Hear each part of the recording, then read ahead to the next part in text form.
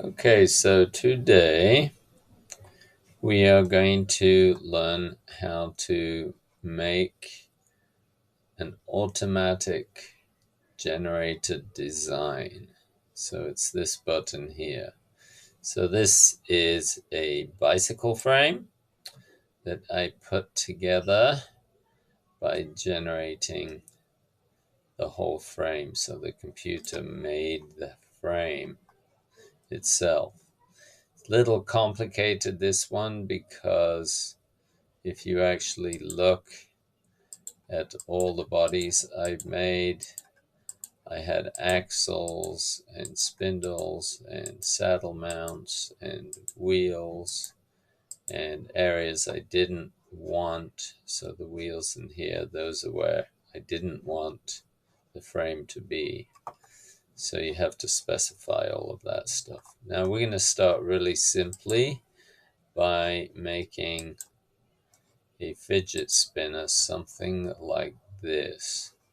So I'll show you how it works. It's pretty simple. You don't have to do a fidget spinner. You can try any shapes. So I'm going to make a sketch, and I'm going to make a, say, 1-inch cylinder in the middle. So finish the sketch. So it's 1-inch diameter, and I'm simply going to extrude it in 2 directions by, let's say, 2 inches. Okay. And I'm going to make another sketch on the XY plane. And this time, let's pretend I had some little cubes I wanted to spin around. So I finish the sketch, extrude, and again, I'm going to go symmetric, and let's make it just 1 inch. So I've only got one of each. So what I want to do next, and you'll see this up here, is do a pattern. Okay, so you should see up here. If you don't see it, just go reset all toolbars. So it's pattern, circular, and the object is going to be the cube, and the axis is going to be the round object in the middle. I've got 3. I mean, you can do more if you want to. I'll just do it with 3. Okay, so this is how it works. So you simply go to Automate. You select the faces to connect. So I'm going to pick 1, 2, 3, turn it around so I can, you don't have to have squares. You could have circles, and then it'd be a bit easier. And we're going to do a new body. Bodies to avoid, we don't have any. In this case, generate shapes. Now this is where it's going to take a while, and you'll get this window popping up, and it gives you several alternatives to choose from. So while that's modeling, let's have a look at this one. So this one I'm actually printing. So that's in manufacture. But the way this one worked is I had a center cylinder, and I used 3 triangles. Doesn't matter what you do.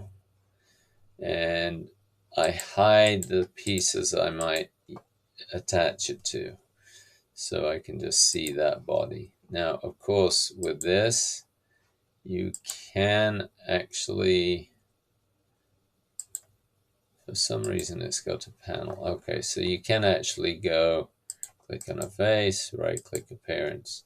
So you can also give it an appearance, and it's taking a while to come up. Let's see if the other one is done. You can see I did a decal on this one. So now we've got some alternatives. and you can kind of see them shadowed in. So if I look at the top, that's a pretty simple one. You can see the basic shapes. It's kind of got like nice rounded corners. And really, it is a form. So that's a kind of a fat one. I'm just being cautious about clicking on them because it does take a while. So let's pick that one. And then you hit OK. And that actually brings that into reality. So now I can go and turn off the 4 bodies. And that is what we ended up with. Where's that body 11? Okay. So it's made some work planes to do that. Okay, so have a go with that. Oh, it's made these almost like they're welded. And again, if you want, so it's put some square faces on that. I haven't seen that before. So let's see this again. So repeat appearance.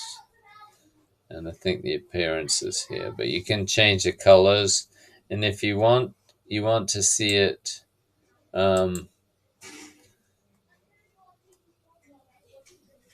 if you want to see it